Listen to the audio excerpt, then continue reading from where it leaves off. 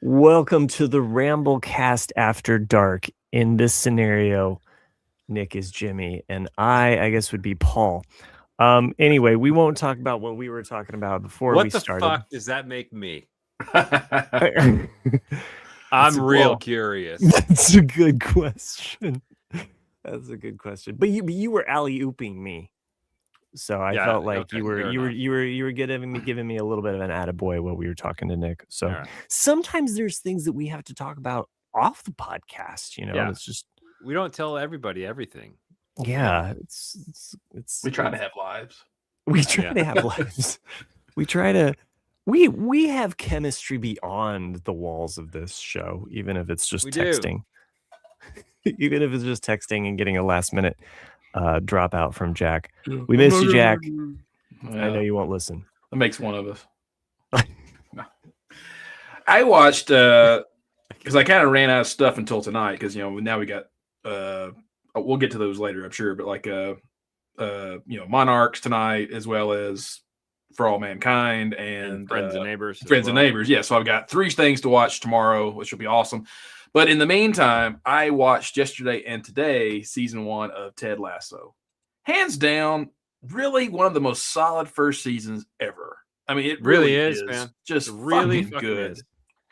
And it even makes you tear up too. Like now that you've watched all 3 seasons, and you go back and watch that, when you see like the trauma that all these guys have, not all of them, but especially Jamie and just you're like, wow, like it's so good. I mean, yes, it is a little bit of a ripoff of Major League, but it's okay. I mean, is it what qualifies as a ripoff or homage? The basis like true, an homage. Yeah, I got that. Yeah, like because a ripoff, I feel like would be cheapening it in a way that is not fair. And if anything, this takes it a couple yards down the field. Like, I mean, or divergent, whatever, down the pitch, around the pitch. Weird that you'd bring up Ted Lasso. I was listening to the Seth Meyers and Lonely Island podcast. I know you're like, what does this have to do with Ted Lasso? But I really enjoy their podcast. They do breakdowns of the digital shorts and kind of that era of SNL, which I love, and all the good and the bad. I mean, they point out like the bad shit, and it's fun. I love SNL back talk, or just kind of like how the sausage is made. Anyway, one of the SNL digital shorts called Cubicle Fight, which was when Dane Cook had hosted, and basically the scenario is there's a cubicle and a guy is being shown to his new cubicle, and he has to fight. One man enters, another man, like one leaves, then enter, one man leave, kind of scenario. And it's how this kind of the office life is almost like this tribal kind of like fighting amongst the people. Well, anyway, apparently in this digital short that they made, there's a reference to Higgins, and Higgins is the boss or something that they have to get. And they said, oh, this was based off of an actual person at SNL, which Ted Lasso uses that same name, Higgins. Oh, that's cool. And they said that Sudeikis in the sketch is wearing a mustache, and they're like, well, I think this counts as a Ted Lasso prequel.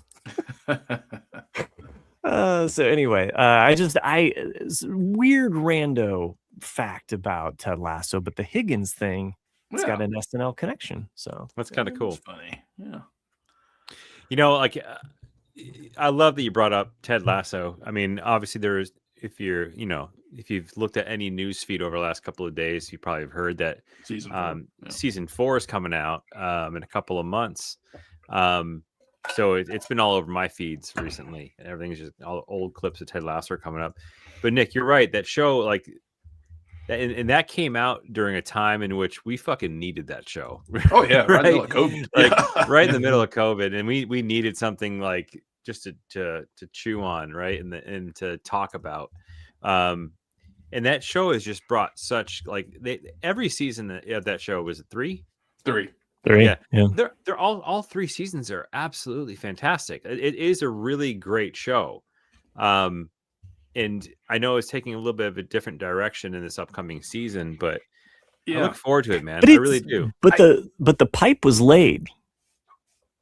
You know what I mean? Like Yeah. like the seeds of what they're doing in season 4, you can see it. You can see the kernel of that. I mean, who is he on his way? Who is he always like running into and plays like soccer with, and she always kind of like gets one by on him. I got you. Yeah. You know what I mean? Like I feel like there's little aspects, and the show does a great job of putting Wait. women in positions of power and kind of rising. Yeah.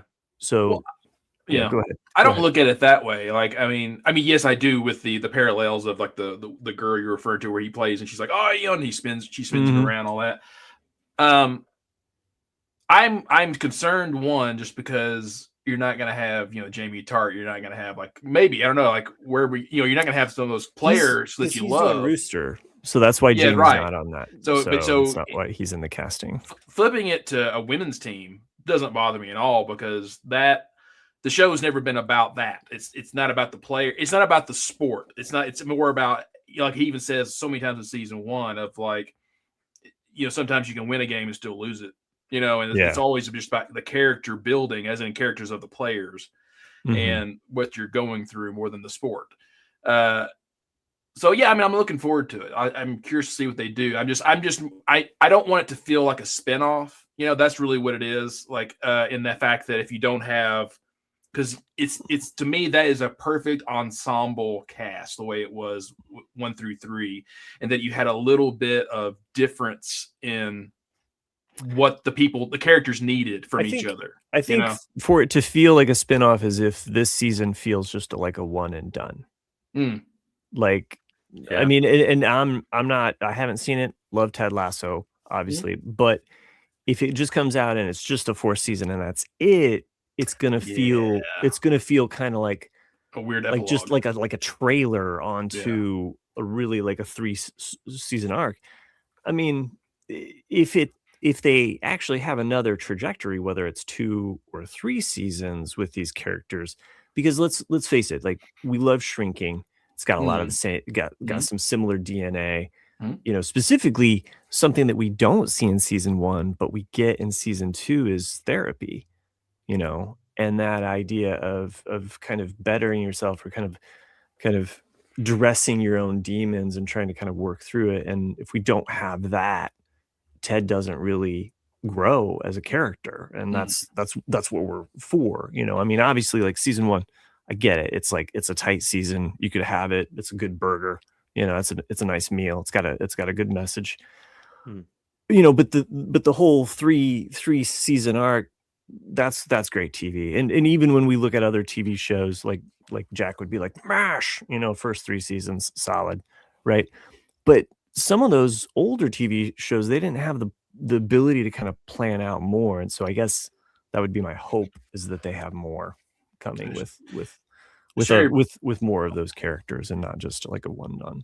Sherry brings up a good question. I don't know if you want me to read it or. Sure, yeah, go for it.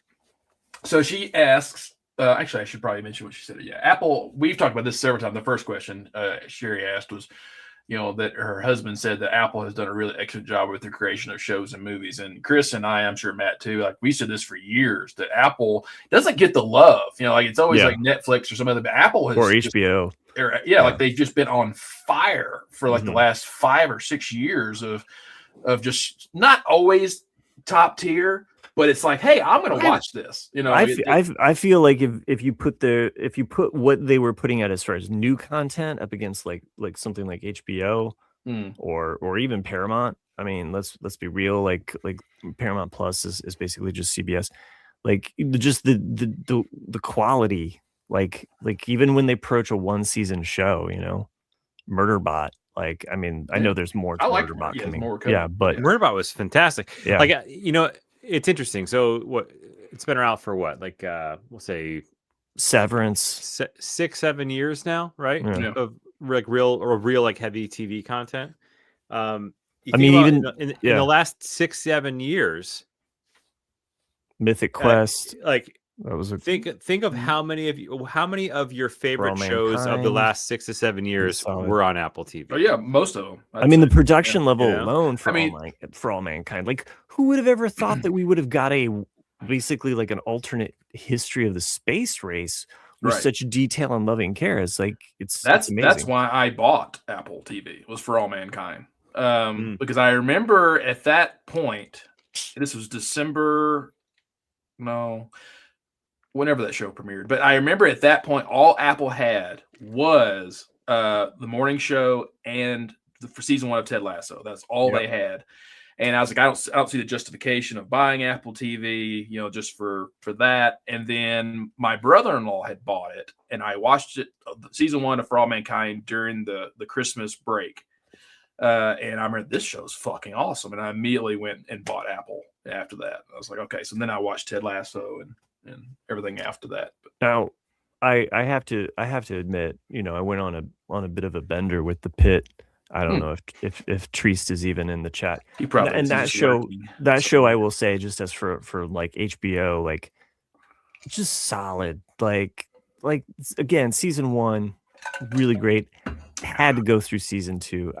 Once you get a taste, there's something about, and I thought about it. It's like, there's something about the ADHD aspect of that show, because it's constantly like you're constantly jumping.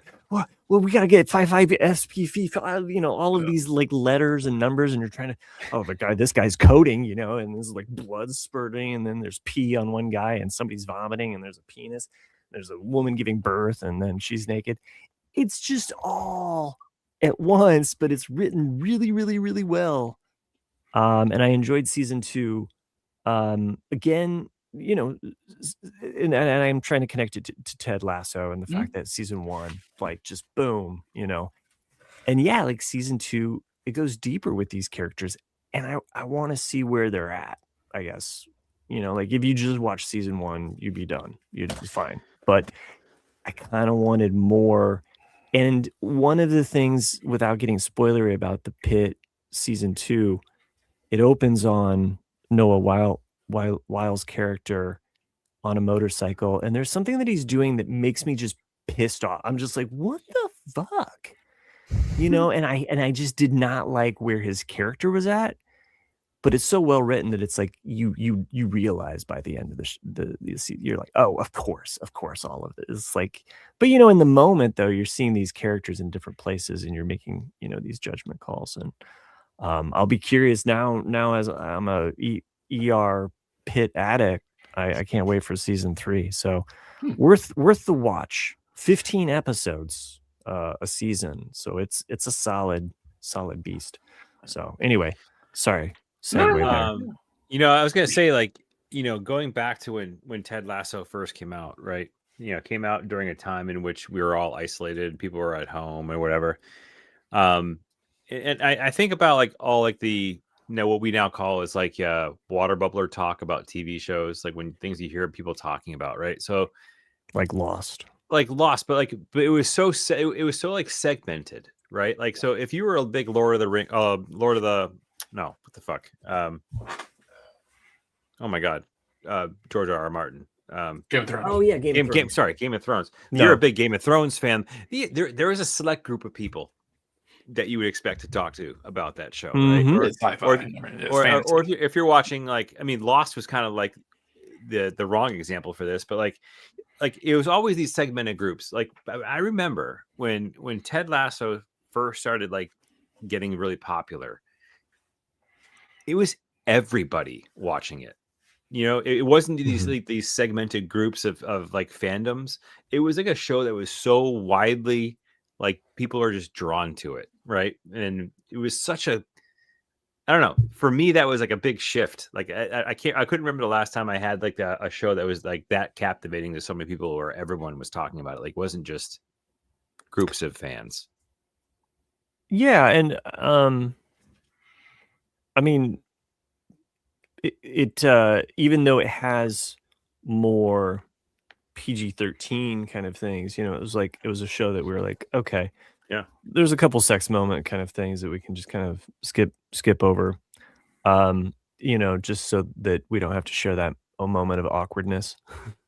But it's a really heartwarming like show, like and So good. same with Shrinking. Like I felt that same connection with the characters. But that water cooler aspect is lightning in a bottle, Yeah, like it's to cut incredible. across. It's hard, I think, still with Apple because some people don't always go to it to get a subscription to watch, but they hear about these shows, and eventually I think when they do get a subscription and they start seeing like, oh, holy shit, so kudos to Apple for sticking in it. It's not like they didn't they didn't start building this thing and just say, well, this isn't working, we'll just stop. It's like imagine if after Severance season 1 we didn't get a season 2. You know what I mean? Like they're not afraid to go for some of the headier stuff, as well as funny. And that's where like I think Disney screws up, is because Disney is Disney, and I get that, but it's I mean, I forget what it was called. In the 80s, you had Disney, and then you had their adult branch of Disney that made movies. And I don't see why they don't continue to do that. It's like, it's like what we've talked about with like the Book of Boba Fett, Right. The Book of Boba Fett could have been so good if they I have so many notes. Yeah. I mean, you saw with Andor how many people wanted an adult serious show. And if you'd have done that with Book of Boba Fett, it would have been awesome. But they always want to have a redemption arc. They want to make everybody a good guy. It's like, no, people just want to see a villain. And they didn't that didn't need to be the goal. Yeah. You didn't have to sanitize and this character. You call it the Book of Boba Fett, and I know we talked about it. We have, but we should have had young Boba Fett. Right. We should have at least had a chapter. I mean, The Mandalorian got it right. We at least see part of his origin story in the first season. That's what you fucking do. Yep. You don't send him with sand people to have an acid trip. You know what I mean? Like, and you can have that still, but we need to know what happened in these formative years and show him. Yeah, I don't know. Like, I'm not sure if this was in a podcast or not, but I know we've talked about it. Because to me, if you're calling it the book, then it should be in chapters. And so I like the opening is solid. It's straight out of Parks and Rec. I mean, start it the same way, but then immediately go as soon as he passes out in the sand. You could have like a shadow of a Jawa or something, find him. But then go immediately back to the end of episode 2, show him as a child, episode, show him how he's in with these bounty hunters or mercenaries or whoever when as a child. And then have just a couple of chapters there, a couple episodes of young Boba Fett into his prime, and then finish it off with like a 3-episode arc of where it basically now we're starting it with him being an older Boba Fett and what he's going through. You could have done so many things with it, and they just screwed it up. Because exactly like what you said, no one gave a shit about him whittling a stick with fucking sand people. Right. It's right. And I didn't want to see him I mean, some people probably wanted to see him in a bathtub. But every fucking time, I was just like, I'm seeing more. He took a lot of fucking baths, dude. Yeah, I'm like, fuck, jeez, this guy's taking more baths than Luke Skywalker. Anyway, missed opportunities there. Yeah, we should address the other question that Sherry asked. So, how do you guys feel about when writers push a number of seasons for a story arc, and then write the arc, aka Shrinking and Ted Lasso, and then are asked to do another season when they've already kind of wrapped up the story? Get that Skrillin, man. I mean, I agree, because I there's 2 shows that I have both Googled. Is this the last season? Shrinking was one, because if you said Shrinking is done, I would be perfectly happy because it ended so great. Perfectly. I don't see how you could do a 4th season. But okay. I guess I mean, part of I'm being funny with get the Skrilla, but if Harrison Ford is willing to do another season for your show, you do it. You know what I'm saying? Like you don't look a gift horse in the mouth, in that way. And so, creatively you're in a corner, but I guess that's where I was kind of saying, at least I guess with shrinking, it won't feel so much of a trailer because the way they wrapped up things with the end of season 3 of Ted Lasso, it just really felt like, okay, that's a book, that's a tome or whatever, so having a second one, that's where I guess I'm more kind of, I don't want it to just be an addition. I'd rather see where these characters go. I mean, I don't like it when it cheapens the show, but I guess if I love the characters so much, then I'll put up with it. I mean, just give me more of them. Yeah, I mean, just give me some popcorn. Because you're talking to 3 Star Wars fans here, and we're always gonna say, yeah, it's Mandalorian Grogu, and I'm not really that excited about this movie this year, but I'm gonna see it at some point. Of course, yeah. It's like, when it's available to stream, and I've already watched all of my shows for the week. The trailer has not looked impressive at all, and I'm just like, yeah. However, though, I'm pretty. The thing I am excited about is that in T-minus 2 hours and 1 minute, I can pre-order the NC1 or the N1 speeder Lego set. Oh yeah, you're already gonna get that. I'm gonna get it. There's so many things I have. Because not only is it a fucking beautiful build, but wait a minute, shouldn't you wait? I mean, or is it already? Oh, that's right, it's May 1st. Yeah, so you'll get May 1st. You get the early bird. Yeah, the right? Lego Insiders. And they have some really cool gifts with purchase and like the limited edition stuff for the first. What is the perk? I'm just curious. A Darksaber build. Yeah, it's just the hilt. Yeah. Oh, that's pretty sweet. Because you had Yoda's one like 2 years ago, which was like just a little one, and they do that. It's crazy. It's like I meant to actually send you. I already put it up upstairs though. Like the last 2 a free gift with purchase. I don't know if you guys have seen them, but they've started doing these restaurants of the world. For everyone out there, we're talking about Lego. Yeah. Mm-hmm.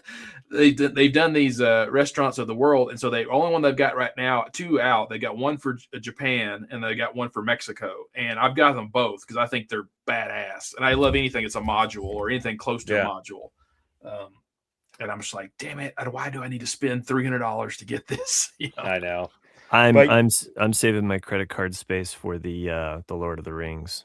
Oh yeah, Minas Tirith.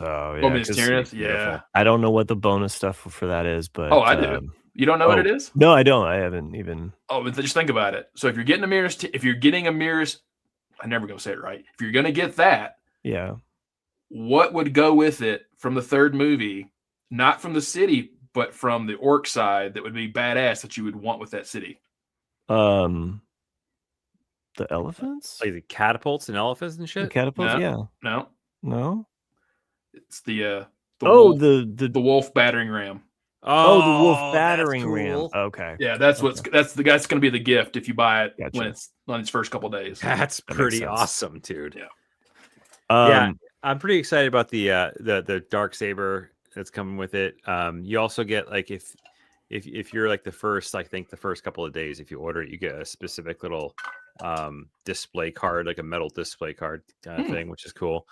And then there's also a limited edition what do you call it, card that's going live that you can purchase with your Lego Insider points. I forgot what it's called. Here, let me pull it up real quick. Boy, working that close to a Lego store must be a real bitch. I know. God, I would like, if I had to walk past a Lego store every single day, I'd be dude. I wasn't even thinking about getting this set until I walked by the fucking store. I was like, God damn it, that thing looks sweet. You texted the group that, and I was like, oh damn, they got him. They got him. I think if I was wanting to jump ship from Chris's, job, I would almost walk over there and be like, can you match my salary? Do I get stock options? If so, you got me. Because fuck. It's you're gonna get the money right back. I mean, I'm basically working for free. Yeah. You just do a direct deposit to you. Well, I remember Jay told me that I 3 years ago. I did an internship. It's with Lego. I got a lifetime internship with Lego. Well, I remember Jay telling me like 3 or 4 years ago. He's like, make best friends with someone at a Lego store, because he's like, I've got a friend and he gets me all of my sets for cost. I'm like, you fucker. What the fuck? That's amazing. Yeah, because they basically, it's like working at Best Buy. When I worked at Best Buy, a Blu-ray was like $3. But they charge you 20 something bucks for it. It's like, yeah. So I would just leave with like a stack every day of like, oh yeah, here's like 20 movies. They pay you in gift cards and it's not a scam. There's Trist. There he is. I don't think I gave the right description, but there's a really cool like limited edition thing you can buy with points only. So it's only available for purchase on Lego.com with your insider points, but it's like a limited edition little placard thing. I think it's for Mandalorian and Grogu. So spend your money. I'm not sure if you guys have collectibles. I'm not sure if you guys have noticed, because like I said, I haven't really bought a lot of Legos because they're just so fucking expensive these days, and I don't have the money. But I definitely liked how they changed the point system, because it used to be you had to save up to a certain amount, and then you would cash in like a gift card for that. But now it's just like you can just put all your points directly to the thing. I love it. Awesome. Yeah. I like how they streamline that. They definitely listen to some customer feedback and improve that model. So I've been kind of like devising like this scheme of how I can get the most bang for my buck when I buy Legos. But you ever heard of like the Rakuten? Like you get like cash back if you purchase through their affiliate links or whatever online. A company called Rakuten. I don't know if you ever heard of it. Sounds like a racketeer. It used to be a Fat Wallet, I think, back in the day. Anyways, what they do is that if you have like you belong to Rakuten.com, if you click a link, or no, you install like the what do you call it, the browser extension, right? And you say tap here to check in with Rakuten. Every purchase you make has specific cash back that you get back. It's just a company trying to siphon off as much like retail receipts and spending trends. It's just like they're a research company, right? But you get cash back in the form of like, and they get your data. They totally do, but they you get paid every month. All your cash back comes back to you. I always have it on because like, why not? I'm shopping online and get as much money as I can. So oftentimes I do like a double, like 2.5 to 5.5 increase for this weekend only when you're shopping at Lego.com. Okay. So you buy it with that link, and then you get cash back, which is pretty great. Then you also get your points that you get from Lego, which equates about 10 to 15% cash back, essentially, of Lego. And then I found this other app called. I sound like I'm going to be doing a commercial for this app, so I'm going to try not to do that. But I know what you mean, though. Yeah. There's another app called Fetch where it's a very similar thing that I have all of my receipts, like email receipts, go into this, and you get points just for submitting receipts. And oftentimes, if you're buying like the specific items that they're promoting through their app, you get all these crazy little bonus points. Ding, ding, I've already gotten a $50 gift card to Lego.com from this thing. Nice. Wow. And a $50 gift card to Target.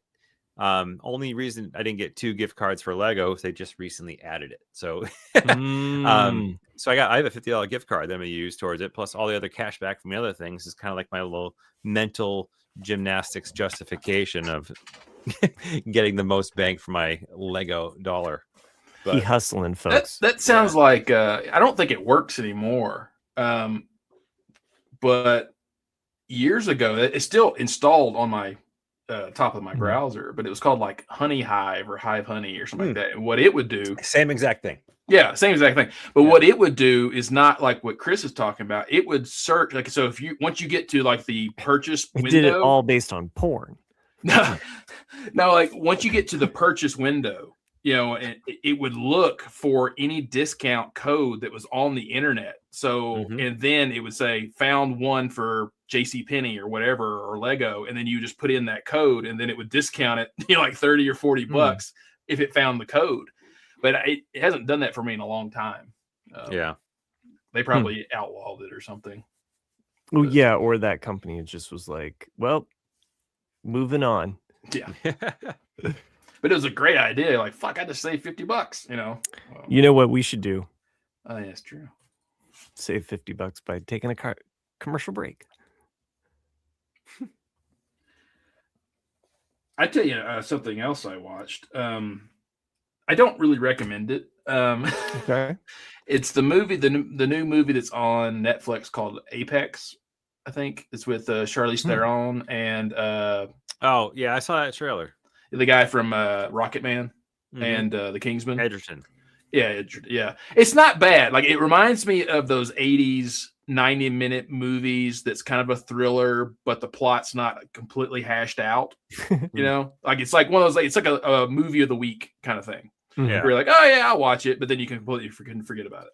You know? Yeah. For a Netflix movie, though, it's exactly what a Netflix movie should be. There you go. Yeah. So I'm just gonna say this. The last 2 episodes of The Boys have been some of the best of that entire series. Do you guys want to talk about The Boys? Because I am way far behind. We won't do it. I'm we like won't, we won't talk about it. I'm like a couple seasons behind. So like there is like just. But I can point of reference. I'm not going to spoil anything. Okay. Like personal point of reference, the show's kind of like lost me a little bit, right? You know, just over time. Well, I mean, that's why I stopped watching it. It kind of lost me. This season has it's brought me back. Like really? I think they're killing the season. I think it's so quick. Like I think you're in the first episode is like really? Yeah. I'm not saying my opinion. I'm just saying from what I've read. Yeah, that's wild. I have found it to be like the most fun like season of the show since like the beginning. I've laughed out loud so much this season, like especially in the last 2 episodes. Just hysterical writing, but the concept of the stories and like no spoilers, but you get the point of view of a dog in one episode. Right, right. Like you want wild shit. I know you like the crusty bits. But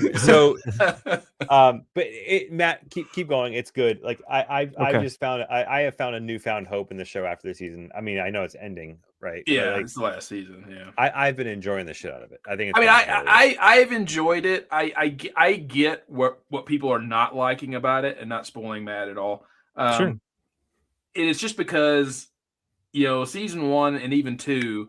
It's called The Boys, and you're not seeing the boys really. It's kind of showing a lot bigger world, which all shows do. And then you're saying it's showing also the girls. Yeah, and the girls. Yeah. Sometimes I really wish it showed the girls, but let's see here. Continue on.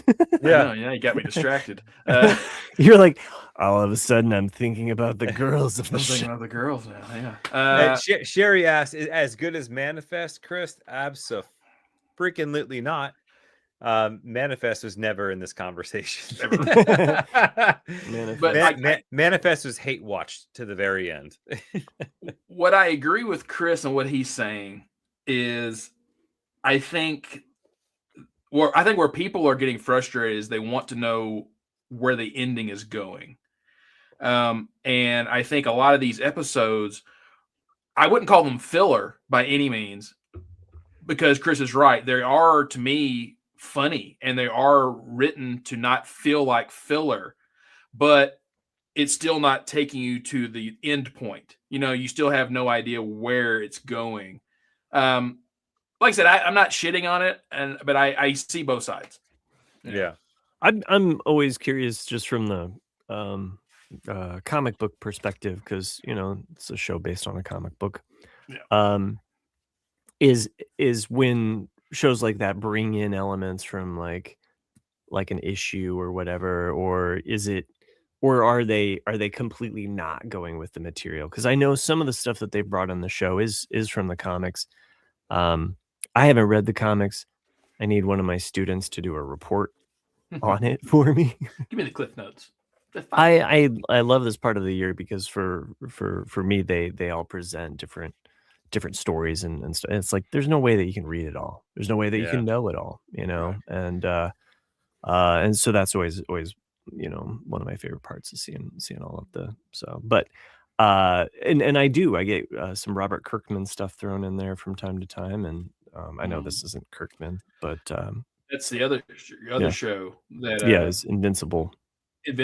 That I said, like, this season. I remember like Googling, is this the last season of Invincible? Because you could have ended it and I would have been fine with it. But like a lot of comic books, they take it to a point of like, that's a solid ending, but we'll give you a little bit to where if you want to go, you can go. This is where we're headed next. Yeah. And I know in the comics, they've expanded with the Battle Beast, and that's been a real popular comic.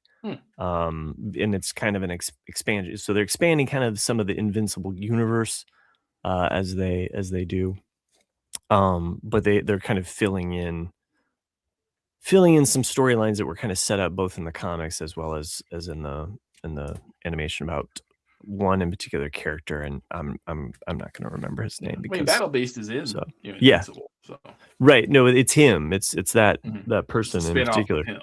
It's a spin-off of him and kind of some of the stuff that took place in between two specific appearances in the show or in the comic. So, but that's another show that I've been wanting to kind of catch up on. Like to me, I remember loving. I remember Chris and I both watched. I remember the first episode, and both of us were like, "This is shit," and then to like the last 5 minutes, you're like, "What the fuck?" And then season 1 was great. Season 2 was a chore to get through. But season 3, all of season 2 is a setup for season 3, and it pays off so well that you're like, wow, and then season 4 is just a continuous suck. So season 3, season 4 to me were just solid and Invincible. I mean, if everyone out there, it is a cartoon. It's a comic book cartoon. It's very violent. Not really for kids. Not for kids at all. At all. So, but both Invincible and The Boys, I think about them kind of in the same time period. They kind of came out. I can't remember the years now. I have it on one of my slides, but Invincible's been out for a long time. So Invincible has been like the graphic novels came out. I would say that was probably 2008 or 9. I can look it up if you guys want me to. That's Chris's job. No, I have a slide on this. Let me see if I have it. That's in my archive. But go on to while you're looking that up, to go back to Sherry's question about, it's like take Shogun. Not sure, is it Shogun? Oh, Shogun. Yeah. Shogun. The series that. What am I thinking of? The Japanese series that came out like 2 years ago. Was it called Shogun? Yeah, Shogun. Yeah. Okay, yeah. Like to me, to me, that's a book. It's a great book. It's one season and done. And then they said, no, it's so successful, let's make a season 2, which they're filming right now. And it's like, but where are you going to go with it? There's no material. So it's like you're gonna just kind of base it loosely. So it's never going to be as good as something that's actually written. Well, I'm curious to know more about Shogun. So that is, I know Chris, you gave me some audiobook recommendations, but I stumbled across Shogun, and so I've been listening to that because I really liked the show, and I wanted to know more. I wanted to know more of like kind of how things kind of play out, and I thought, well, if I listen to the audiobook, it'll kind of prep me for the next season, so I can kind of recognize anything that might be brought in from the book that was left out, because they like to do that. They like to go to the source material. Treist makes a very good point, though. They could pull leftovers because season 1's based on the actual written material, and season 2 and 3 are excellent. So that's true, which are not based on anything, and they're kind of its own thing. So that's a good point, Treist. Yeah. I think I found it. Did you find it? Wow. Well, I was looking up one of my slide presentations because I have them listed together on there, and I was let me see. So it's in the there's a textbook that I use that breaks down the different eras of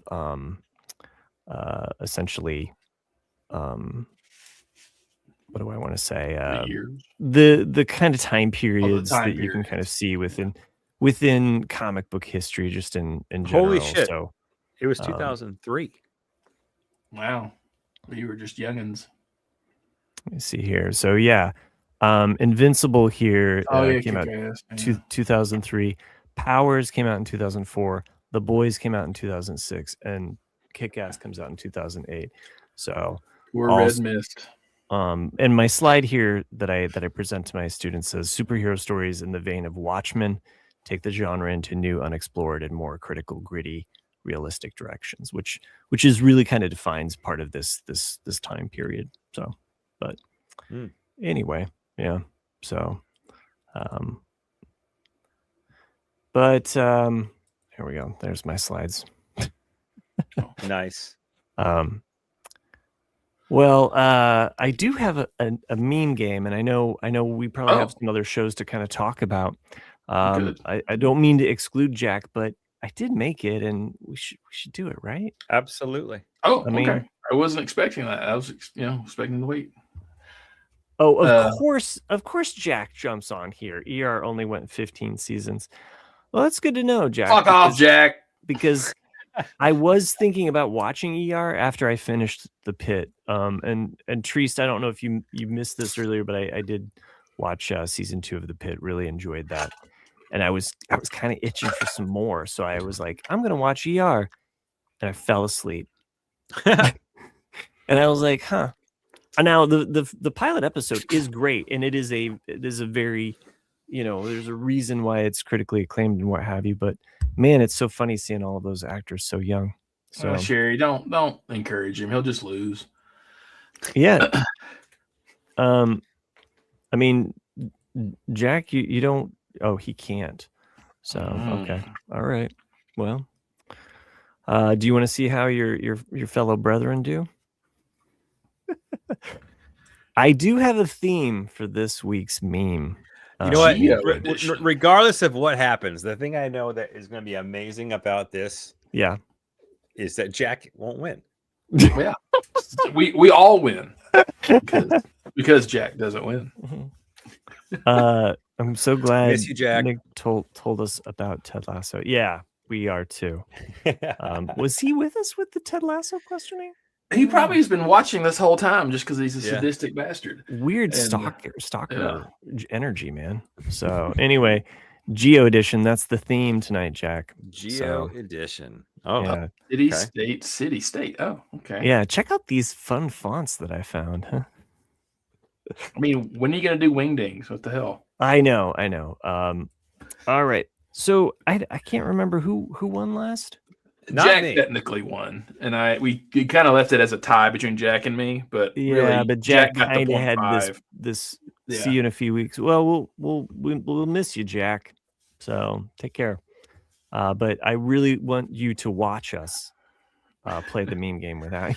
Yeah, we like it when people watch. That's my kink. I guess I'll put Nick in front of Chris. That's fine this week. Yeah. So I'll go with the. Are we starting? Or no? Yeah. Go for it. Yeah. I'll go with Fancy City. So third column. Okay. Go Fancy City. Go 3A. 3A. Okay. So name the movie, the director, and the city. Oh shit. Yeah. Well, it's Ted. Okay. Seth MacFarlane? Yeah, Seth MacFarlane is the director. You're correct. Nice. Yeah. Let's go with Philly. It is not Philly. Okay.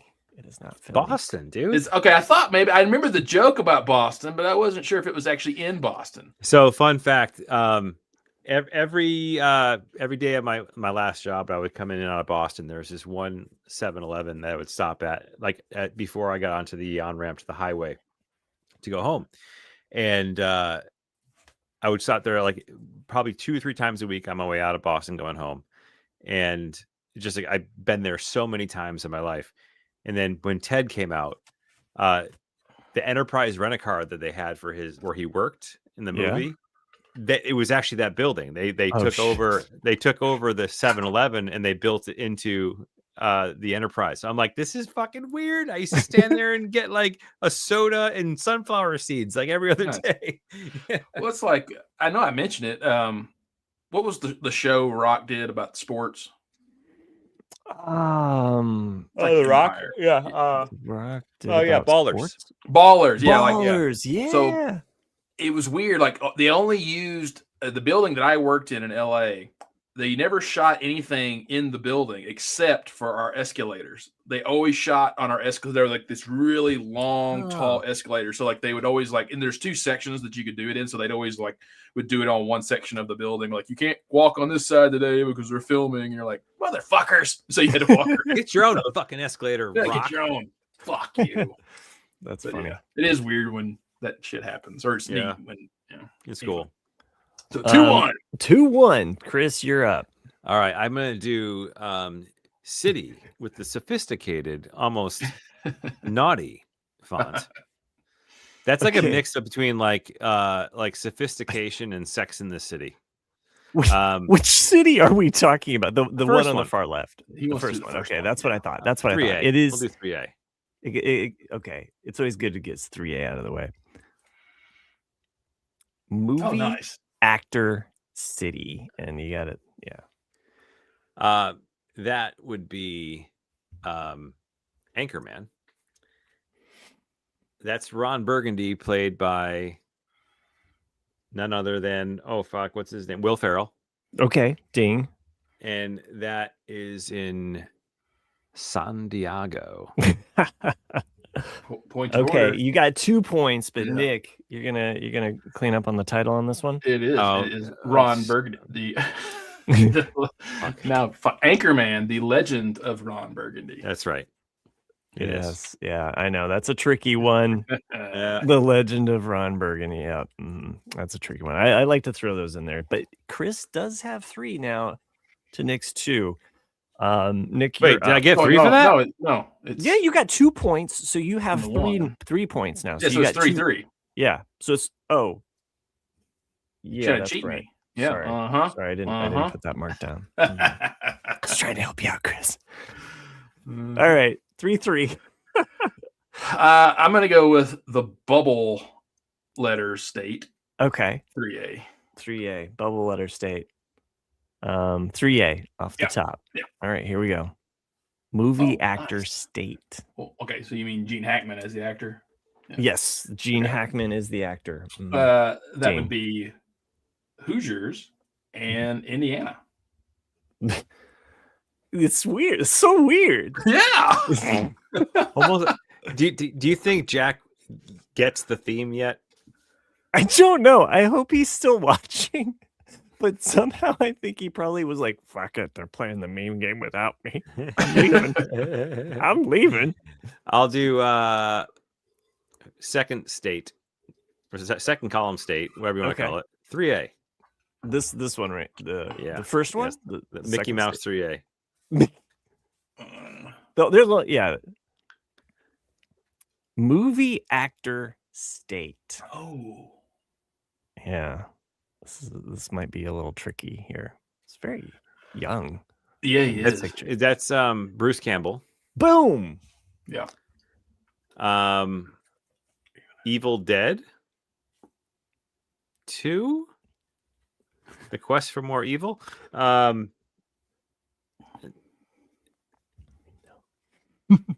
It's not that one. No, I don't know. No. State. Well, if you know this theme. You don't think he does know the theme yet? I know the theme, but I don't know which of 2 states. Okay, you did figure it out. Okay. I don't think it's Massachusetts.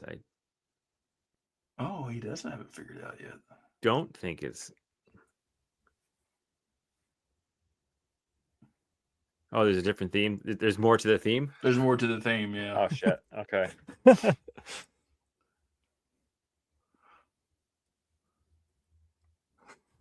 I don't know the theme. You're so close. You're so close. He's so close. Yeah, You're so he close. hasn't gotten it yet. Think about it. There's one for each of us. Oh no, I get it. Oh, you cheater! I'll say Colorado then. No, it's not Colorado. Sorry. That would make sense. That would make total sense. You're right. Yep, Nick. it would. Mm-hmm. Tennessee. It's Tennessee. Yeah. See, it's a crapshoot. What movie was it? It's Evil Dead. Oh, so I said Evil Dead.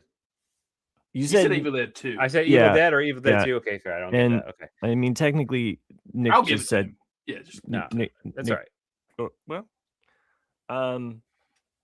right now, I've only Jack half point. Wait, before we move forward, who gets the point on Tennessee? No, I mean not Tennessee, but Evil Dead. Give Chris 2. Give it to Nick. Okay, whatever. Or we can do a half. I don't care. Or I don't give either of you because you both said Evil Dead and not the Evil Dead. And done. Jack There it would is. be like Tiebreaker. No, neither of us get a point. All right. I've never heard anyone say the Evil Dead. I guess everyone has always said Evil Dead or Evil Dead 2. But it's as far as I know, that's how it is it's in there as the Evil Dead. So it's the first one. So I was being tricky there, but let me double check. I'm like Alex Trebek. Yep, the Evil Dead. Anybody want to know what year that came out? 81. 81. Yeah. Sorry, I'm not giving points for that. Okay. Wait, the Evil Dead 2 is basically just a remake of the Evil Dead. But okay. But that image that Sam Raimi didn't have the budget, so he just remade it. And then of course, the first one I ever watched was the third one, right? Army of Darkness. Army of Darkness. Yeah, that's what. Yeah. Right. Yeah. Oh no, that's the fun one. Yeah. I now that you say that about the Evil Dead and then Evil Dead 2 and how it's remade, that makes more sense because I think I may have only seen the second and the third, or maybe I watched the first one and was like, yeah, I mean, it's I mean, to me, you should just only watch the Evil Dead 2 and Army because what a badass fucking name for a movie, right? Like Evil Dead. I even like the series. That's a mic drop in itself. And Bruce Campbell, like so young, but man, like legend, right? Like I mean, in so many different things. I even like the series they made a few years ago. I think it had like 2 seasons or 3 seasons. Oh, did they? Yeah, I think it was on Stars, maybe, or HBO, one of the two. Like it kind of. What was that movie that came out with Thor? Oh, Chris Hemsworth, The Cabin in the Woods. Oh, right. Yeah, yeah. Like that was so Evil Dead-ish. Oh, for sure. Like, and it was that was the last like horror movie that I can say, dude, that was awesome. Like that was a fun movie to watch. It was, I don't know, I just thought it was super clever. But yeah, it gives very Sam Raimi vibes if I recall. Must have been like 5-6 years ago, right? Or more. Yeah.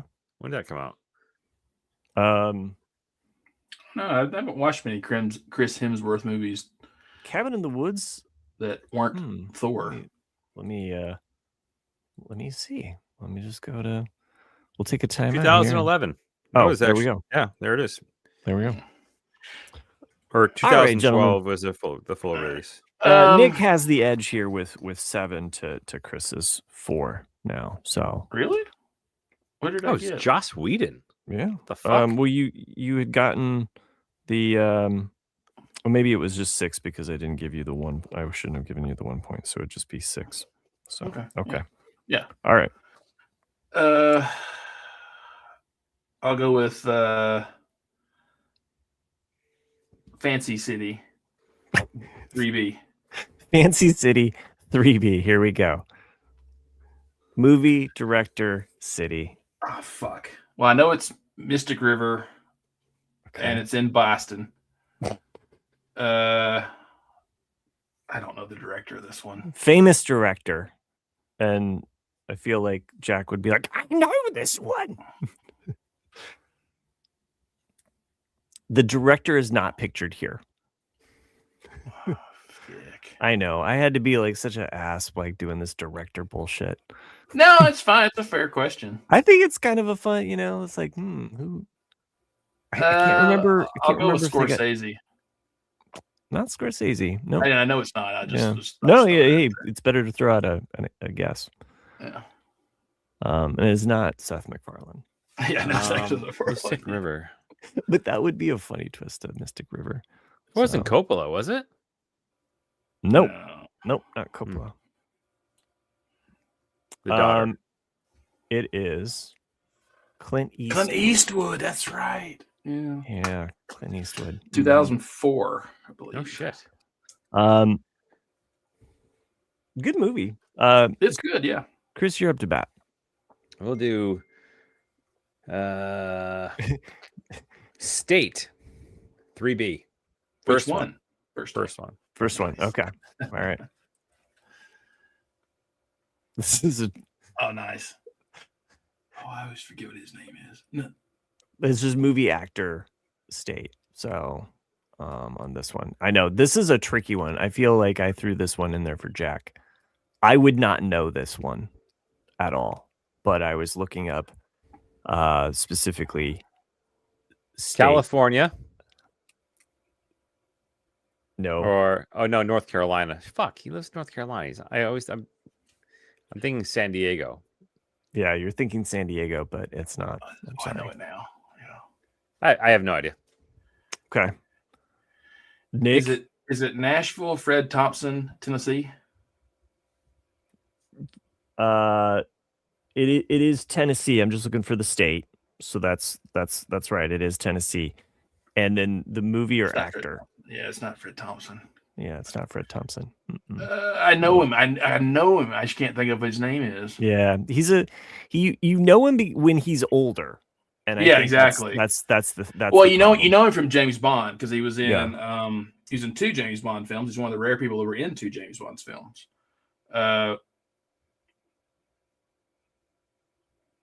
Movie? You got to guess what the movie?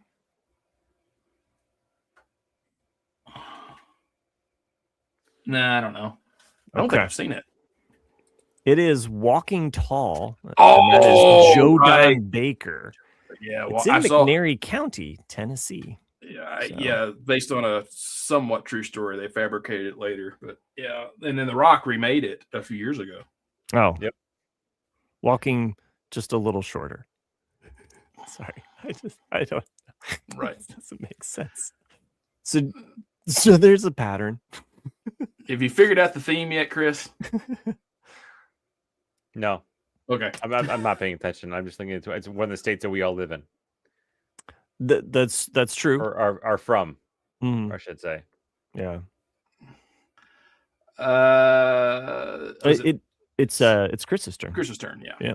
3B, second one. Second 3B. State.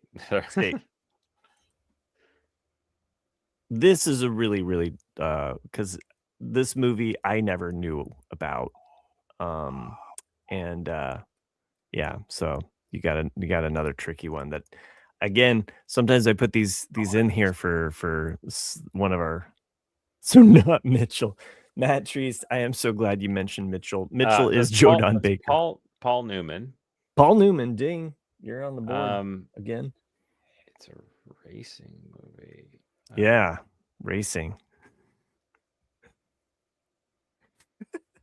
Nick's like, fuck you, Matt. Indianapolis. So it's Indiana. Yeah. Ding. There you go. We got around the track. We got around the track. The movie, I never knew this existed. I didn't even know a Paul Newman movie that takes place in Indianapolis. Yeah, he was really big into racing. Yeah. It is not. It is not called that. But that is a good guess. So is it called Grand Prix? It is not called Grand Prix. Another good guess. Which also the Grand Prix doesn't take place here, but I know, but it's called Winning. Winning. Yeah. Winning. Yeah, he was really big into racing. Yeah. So anyway, good one, Chris. You got 6. You're coming back. Nick's got 9. So Nick, it's your turn.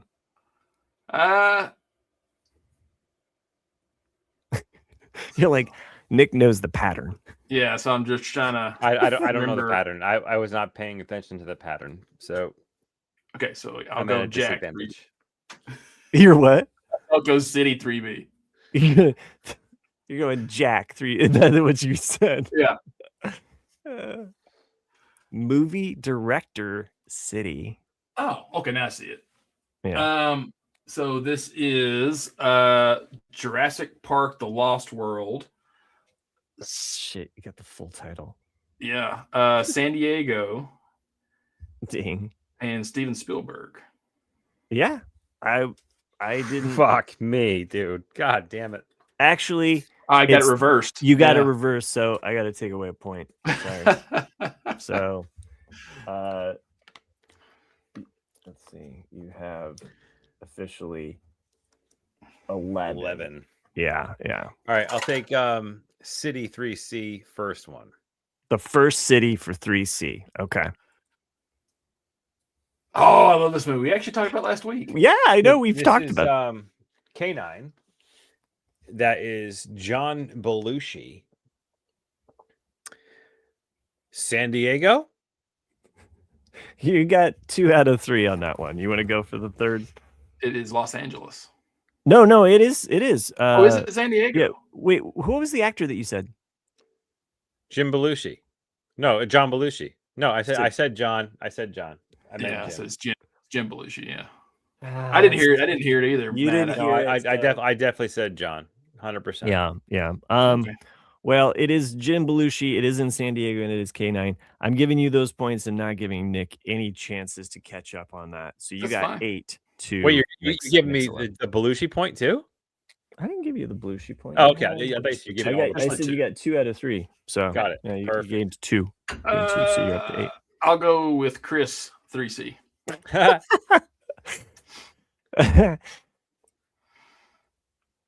Movie director City. Nice. This is Martin Scorsese. You're right. The Departed. Okay. And and Boston. And Boston. Mm-hmm. Yeah. And the line is Patriot Act. I love that scene. I was trying to go with a scene that didn't just scream The Departed. I was trying to go for. I would always remember that scene because I just laughed so hard because knowing Alec Baldwin when he grabbed him was like, Patriot. I mean, it's just like, God, it was just so funny. I didn't realize until far too late that the columns were all us. Where we're from. Yeah. I didn't realize that was the layout. I was trying to bury it. That's with all the good. Whole city state. It took me too long to figure out that first of all, okay, it's the states or cities in which we're all from, and I didn't realize it was all in the same. Free point, yeah. Parenthood. Well, once you figure it out, it's a free point. Yeah. I will give you an extra. Parenthood, 1992. Parent, 1989. Yeah, whatever. You've already forgotten. Chris, you've been a good sport. I mean, even though it seems mathematically like you won't, but who knows? Yeah, who knows? I'll take 3C, the first one. Is it? Yeah. No, it's me. No. Oh yeah. Is it? Wait. We do have an even number, don't we? You said no. It is Chris. Okay. It is Chris's next turn because you had the Departed. So yeah, you had the Departed. You're right. The repeat Departed. It's just I just didn't expect to get the last question, so that's why. Yeah. Well, I think it's mathematically it should still be even. Yeah. So we got off at some point. Yeah, maybe. That's what happens when you do edibles. Oh well. Anyway, Chris, it's your turn. 3C, the first one. Okay, here we go. Movie actor state. Tennessee. Elvis Presley. Dang. I know. Fuck. I mean, that's so hard. I know. I would not know this at all. Like, I don't know Elvis Presley movies. Me either. I'm sorry I gave you such a hard one. Wait, the movie's in this state? Yeah, the movie takes place in that state. Okay. Yeah, there's an Elvis Presley movie takes place in the state of Tennessee. Now, was it shot in Tennessee? Probably not. But finding movies based in Tennessee Whew. I should have done Colorado. I didn't even think about Jailhouse that. Rock. I don't know. Nope. But that's Just a good Rock's in guess. black and white. Sure. Take your word for it.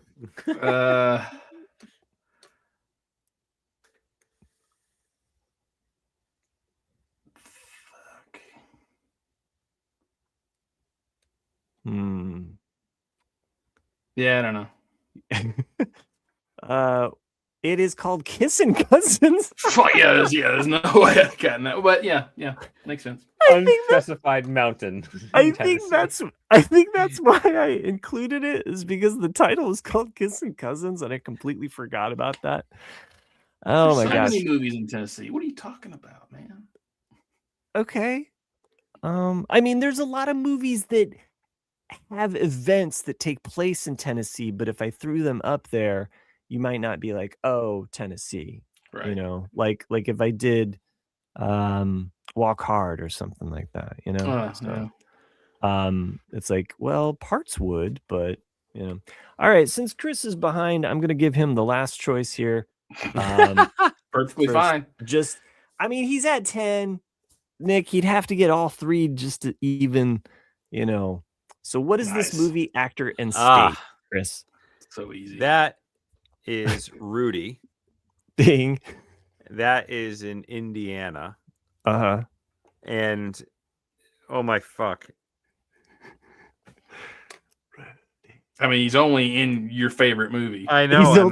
I'm having one of those like crazy brain farts. Oh, I mean that's what this game is built on.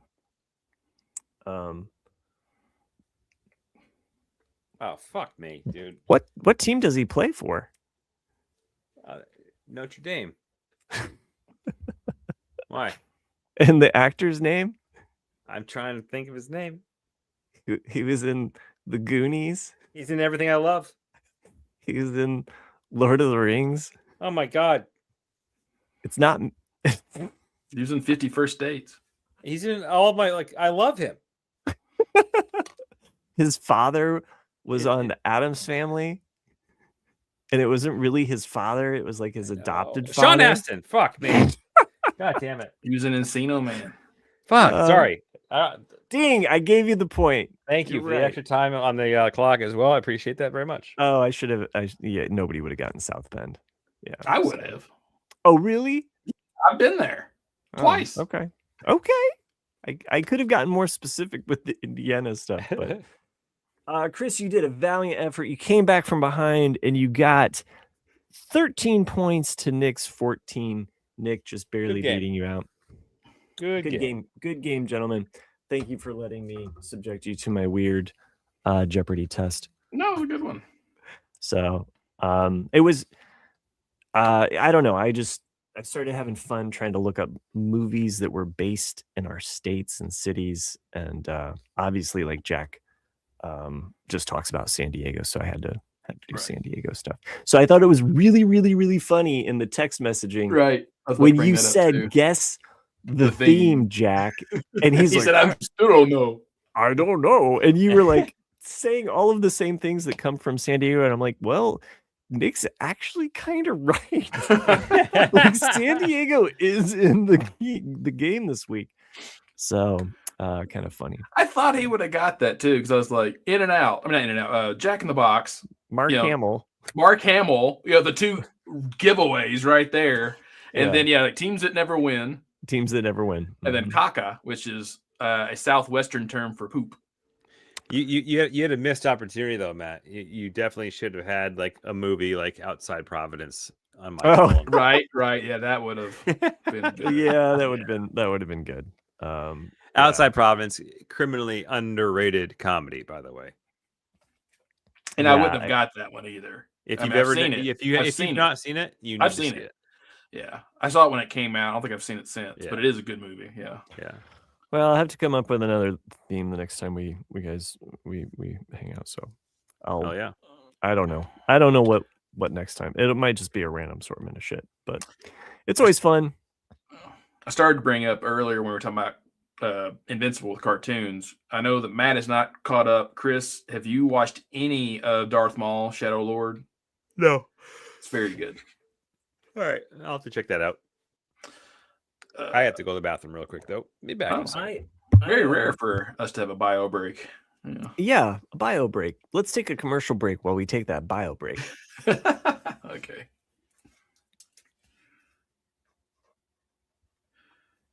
So Maul Shadow Lord. Okay, first off, this name, I get it fucking confused all the time.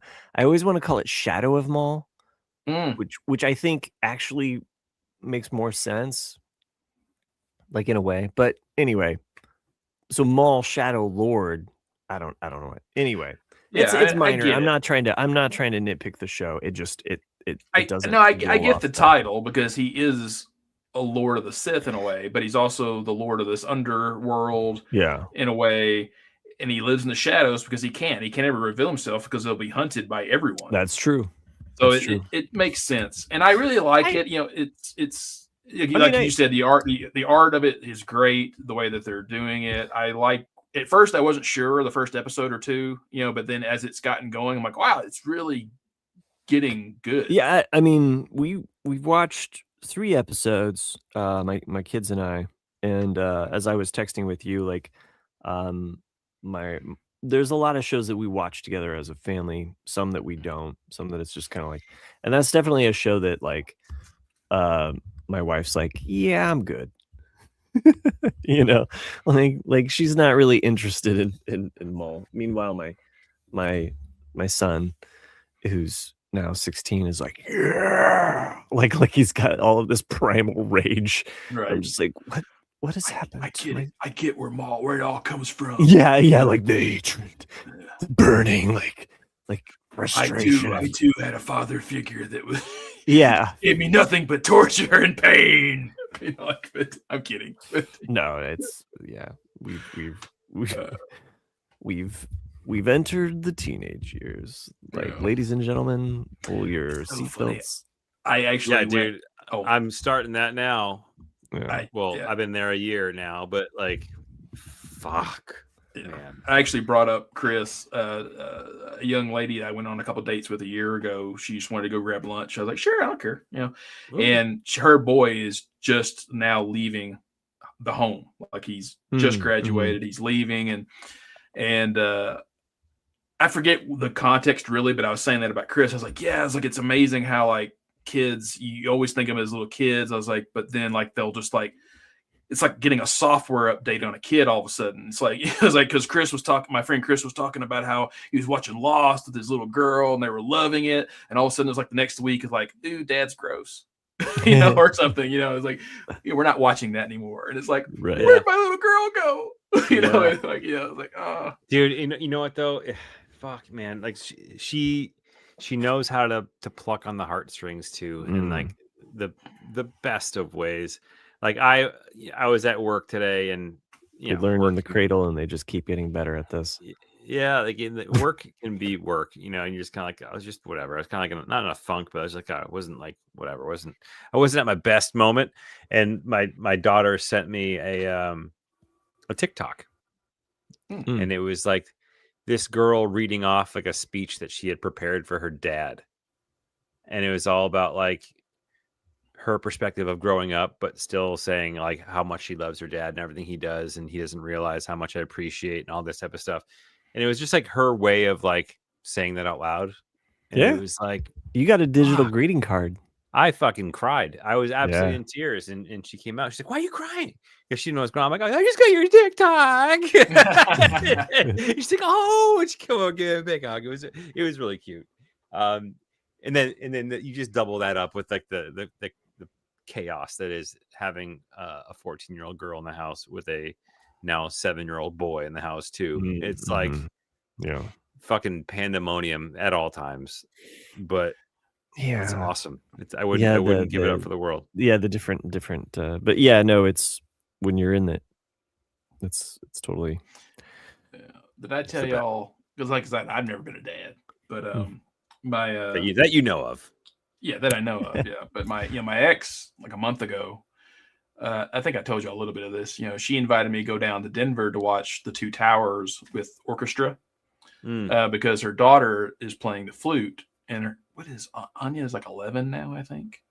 And she was sitting to my left, and me just being a fucking dork that I am, I'm into the movie and the orchestrations and all this stuff. And she looks at me at one point, she goes, "You're kind of weird," and I was like, "The best people are weird," and then she just smiled. She's like, "Yeah, all my friends at school are weird." And I was like, "Okay," but it was just one of those moments where I'm not sure if she was testing me or or what, but when I told her, I was like, "Yeah," it's like, don't hang out with straight people. Hang out with the weirdos. Like they're the ones that are fun, like, and, hell yeah.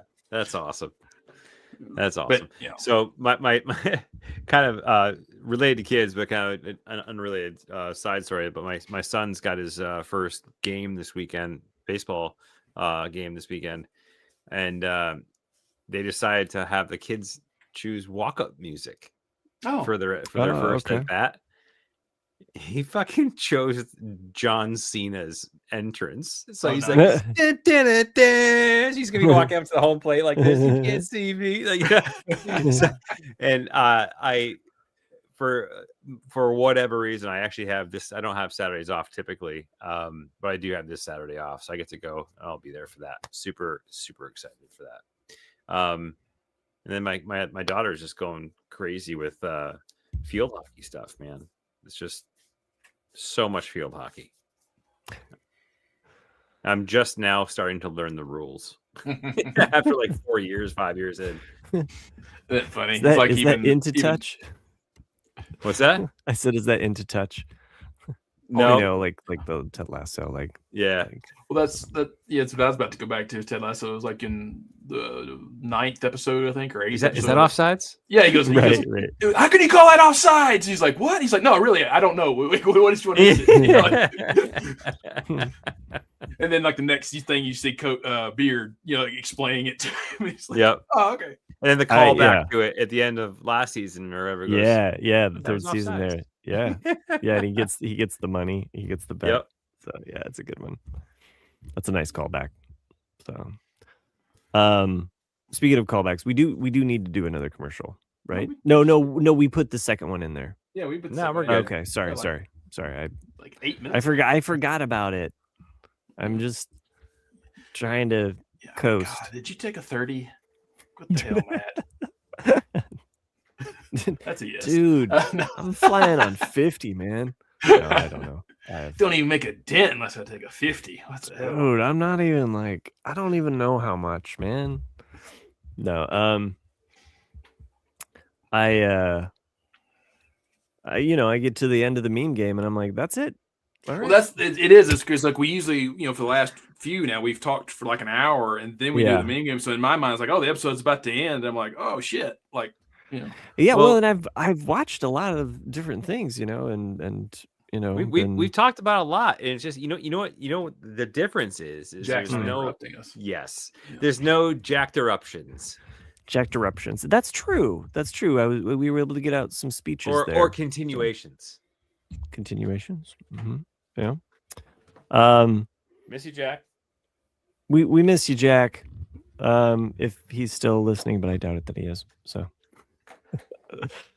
Didn't you say that there was an email? I did not. Once again, okay. You're hallucinating.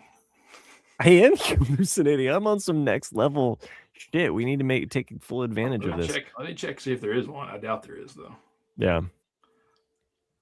I have because I've been doing all of these Jeopardy games for my comic book class for the last day. I'm doing a Jeopardy game for them. Nice. So, do you know what AFC stands for? Are we talking about football? As in like soccer, as in AFC Richmond. Oh, yeah, it's football club. Yeah, I was like, yeah, the A is what threw me off. I had to look it up. I was like, what does the A stand for? Because you naturally would think American football, but you're like, it's not American. Right, so like, what is it? Yeah, it's the most generic thing. You wouldn't think what it is. Speaking of, do you know what it is? Yeah. Oh, what is it? It means association. Association Football Club, and you're like, oh, that's so I thought it would be a lot cooler than that. Yeah, you're like so generic. We've been one of the shows that my daughter and I she's kind of my comedy nerd. Like I mean, my son, we watch shows together, and we subjected him to Rooster, and he really enjoyed it. But my daughter and I, we usually kind of geek out a little bit more on weird humor kind of stuff, and so we started watching SNL UK, and I didn't know there was an SNL UK. Yeah, there's an SNL UK. It's on Peacock. They started out this year, sometime this year, and the news is really fun because, of course, they're going to poke fun of our political leaders, but there's a lot of references and poking fun of like British leaders that you're like, oh, this is so fun and quaint, you know. Like, the actor that plays Bodhi Rook from Andor, or not Andor, but Rogue One, he's a host on one of the episodes, and one of the actresses from Bridgerton, and she did Derby Girls, so. She was the most recent host. Just like SNL US, there's some bangers and then there's some misses. Yeah. And there's some weird shit that they do, and you're like, this is weird and funny. And but we've been cracking up on some of that stuff. So have enjoyed the SNL UK. So it's I think from, and you know me, I like to geek out on some of the SNL stuff, but I think the comedy dynamics are a little bit different going into it because there is no established people. It's basically a blank slate so it is a little bit more teamwork. And the fact that, like SNL US has been going on for 50 fucking years now. Back in the old, there's a lot of egos. There's a lot of egos. There's a lot of like kind of layers to the ring that it is, to the institution. Whereas with the UK, it's again blank slate, like same playing field.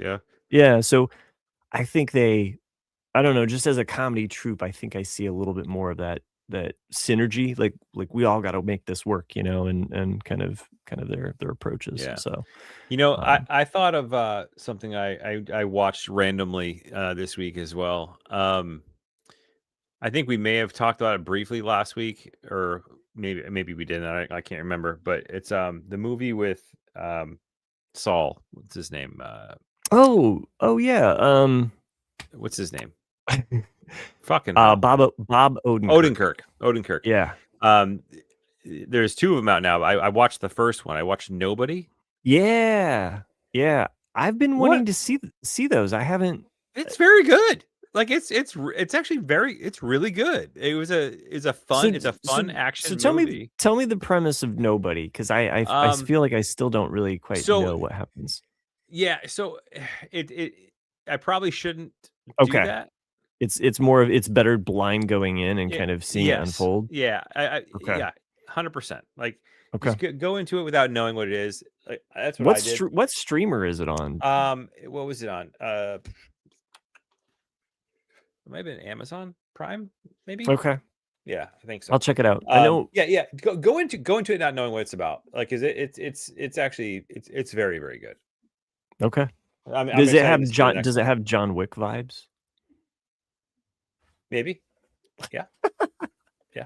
Okay. Yeah. Well, just based on the poster, his face is all like punched up. So Nick, while you're away, I was talking about how I got into the first of a 2-movie series with Bob Odenkirk. Nobody. Oh, Nobody. Yeah. So Matt hasn't seen it yet, and I think he's going to the first one. Yeah. Same.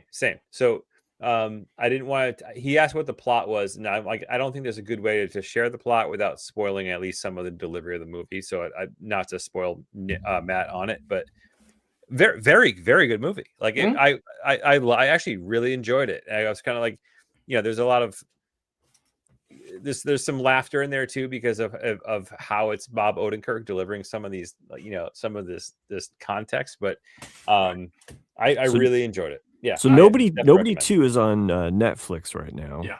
Okay. And fuck Netflix for raising their prices again. Like, fucking A. Like, yeah, exactly. I'm just like another $3 and like with less than a year. I'm like, so we were like, bye Felicia.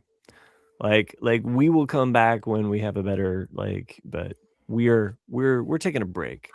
So, because there wasn't a lot on Netflix that I was really watching, you know. There was a couple series that I was watching, but I was like, I can check these out from my library. So, like seriously, I'm like, for that's free. Yeah. So I'm just not gonna do Netflix for a while or whatever. So I watched a movie that I don't know how I went 11 years without watching it. Really, it's with Emily Blunt, Josh Brolin, and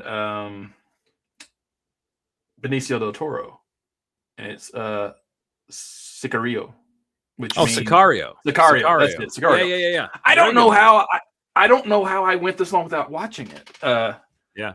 And I know they made a second one, but it's not free for streaming right now. But I did enjoy it. Yeah. Oh, they did a second one. Yeah, and they're gonna make a third one too. Oh, yeah. I actually rented. I digitally rented a couple of movies. I rented what was it? Godzilla. Before we go in Godzilla territory here, Treese just says, I have a soft spot for Nobody because it was the first movie I saw in the theater after the theaters reopened. That's a cool. Yeah. Yeah, that's a cool. Yeah, I saw Godzilla King. Is it King of It's the one with the first one with Millie Bobby Brown and Kyle Chandler. That's the third one. Yeah. Or what a piece of shit that movie was. Yeah. Holy crap. I got 44 minutes into it and I turned it off. I'm like, I can't. Which one is this now? This is Godzilla King of Monsters, right? King of Monsters. The one with Mon Mothra, isn't it? Yeah. With Coach and 11 was in it. And like, you can totally tell that when they cast Millie Bobby Brown into this movie, they had her act as if she was 11. Right. And that it was so apparent that they casted 11 and not her, which is kind of shitty. But like the scene that I was like, you gotta be fucking kidding me, was when the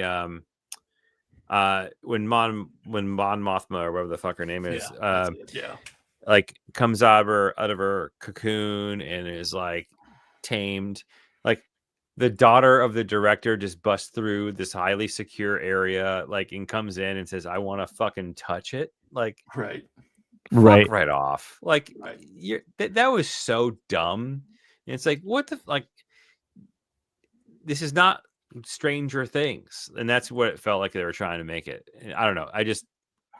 It was dumb. I turned it off. Well, I mean, that's been my issue. I even said last week with the whole monster verse, is that I'm such a plot person, which you guys know. And when I know they're monster movies, and people really just want to watch shit get destroyed by Godzilla or whatever. But it's like, but you got to have something. And that's why Godzilla -1 was so fucking good, is that it's more plot and you actually have human emotion and attachment. I don't know if you guys saw it or not. It's so fucking good. I'm looking forward to it. That's on the list, right? Because everyone who's he's starting at the bottom of the barrel and he's working his way. It's true. Yeah. Well, everyone who's Shin Godzilla. Yeah. Well, because technically it's not part of the MonsterVerse. It's not part of it. Yeah. I was focusing on the MonsterVerse movies just because of watching Monarch. Right. Now, have you seen any of the Godzilla versus Kong? That's the next one on the list. Yeah. Okay. Also, Millie Bobby Brown's in that one too, I think. Probably. I don't know. Probably. I didn't really. Okay, so I feel like it's only a couple steps better. Oh, maybe. Really?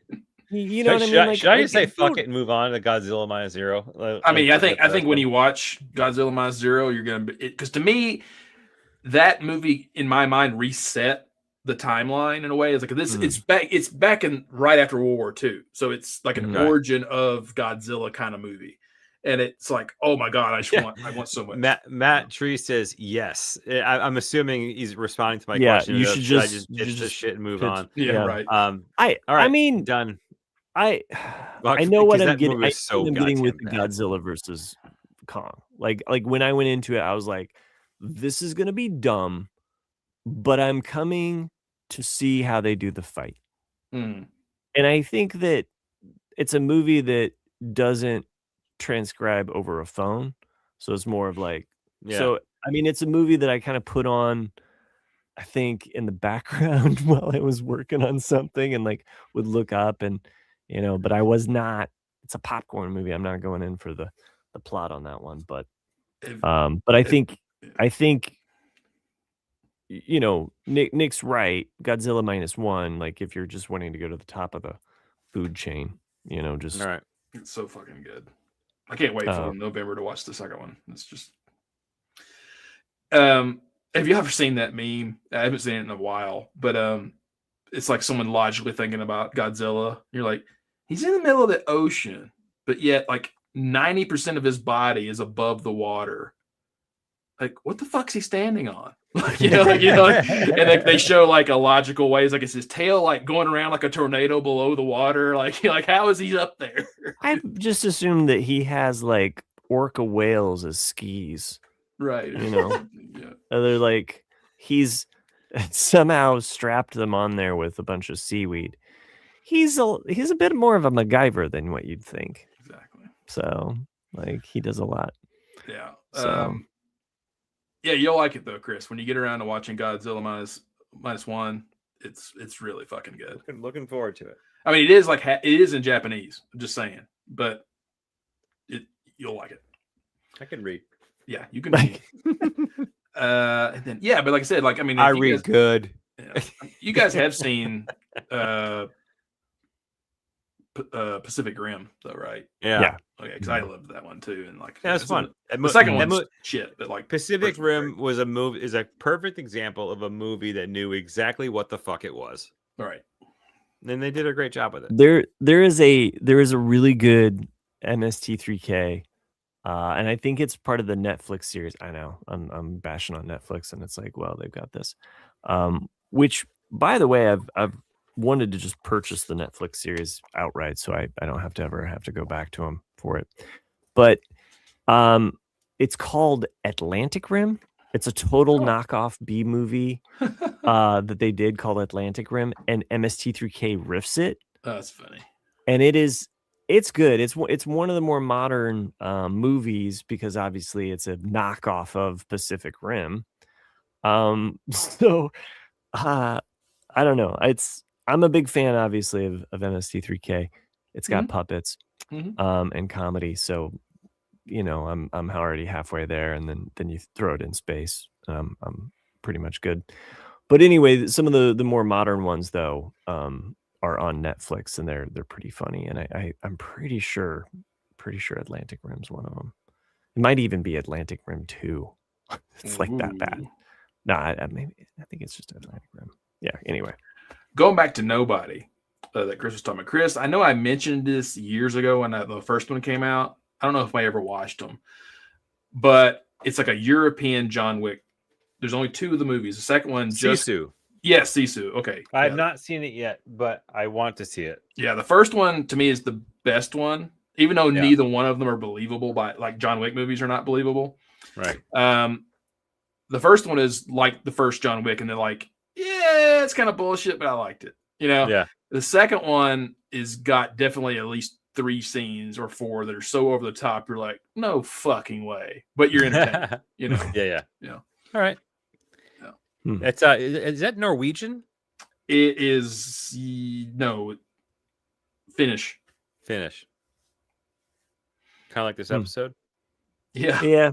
This episode's probably about Finnish. That was a transition for the century right there. That's a pretty good. You want to take over hosting? No, I'm good. Oh, darn it! There's no way I'm escaping this. Hey, real quick though, do any of you watch Rooster? Of course. You haven't watched Rooster yet. I think you would enjoy Rooster. Yeah, Rooster's good. Yeah, it's just a light. It's not in the same. I was about to say it's kind of like in the same enjoyment level as a Shrinking. Yeah, but it's not too heavy. It's not too. It's just a good solid show. Yeah. It doesn't. It's a good, nice warm porridge. Yeah. It is. Just right. You'll like the characters, and Jamie from Ted Lasso. He's still a wanker. He's still a wanker. But no, I think what again and again, what I've really enjoyed about Rooster is the writing is so well. It's if you like Lostian things where it's all woven in there, you Yeah. know, like Cool. and they've really thought it through. The comedy and the comedy works. So What's it characters on? are great. It's on HBO Max. HBO. Yeah. Yeah. Yeah. You That's don't have why the Max, do you? Nah. Yeah. Yeah. There you go. It's Yeah. like there's two things Well- on HBO right now that are worth watching. I can't think what the other one is. The night. Oh, Euphoria. Oh, Euphoria. I haven't been watching that. But Euphoria is like it's not for everybody. It's like Yeah. but it's just kind of messed up. The whole show is messed just up. like The Pit isn't for everyone. Yeah. You know, if you don't want to deal with emotions. But Ted Lasso, that shit's for everybody. For everybody. That shit's for all right. You know what else is for everybody? What? 2? I thought we were done. So that's what I thought. You were winding it down. I thought you were giving me the signal like we got 2 emails to go. No. I was saying, If you want to send us an email, and why wouldn't you? We love to read them on the air. Send them to rcadcast@gmail.com. Go over to YouTube. That's where you can find us. Type out Ramblecast Afterdark over there, and follow us there. That's what we do. We're on the Jay and Jack Network doing our thing or whatever. Patrons have made this show possible. Maggie, Eckhart, Ed, Joanne. Thanks for doing what you do. Thanks for everybody that joined us live in the chat, including Jack, who couldn't be with us tonight, but begs the question why he was in the chat. I hope you got some tonight, Jack, whatever that is. And Sherry, as well as Matt Treese showing up. Thanks for everybody, and thanks to my co-hosts. Man, you guys. Thank you, dude. Thanks, Yeah. man. Great job as always. Wow, this is a good hang. So appreciate you guys. So I'll see. Oh yeah, and we're not on next week. So I know No. Sherry's already checked out, but we're not on next week. Probably in 2 weeks we'll be back. So take care.